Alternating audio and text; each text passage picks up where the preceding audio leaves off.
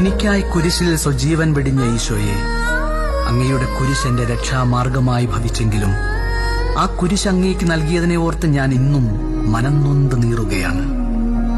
എനിക്ക് വേണ്ടിയാണല്ലോ അങ്ങ് കുരിശ് ചുമന്നതും പീഡനങ്ങളും നിന്ദനങ്ങളുമേറ്റത്.